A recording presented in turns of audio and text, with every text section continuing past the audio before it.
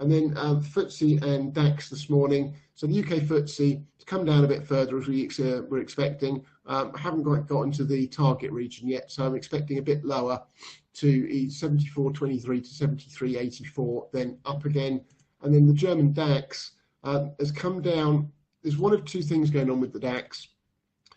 Either this move down here was an A wave, this is a B, and we're going to come down into this lower region here for a C wave, or the whole of the B wave was in here, and this 5-wave move up yesterday was the one of the C up.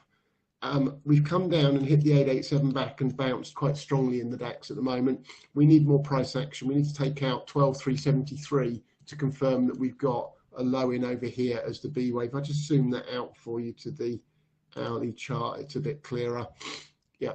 So either the B wave is here and we've got a 1-2 of this C up, or we're going to drop down into here and then up before we then get a bigger pullback in the B, C, and all the rest of it. So DAX is actually being tricky, or trickier than normal at the moment to trade.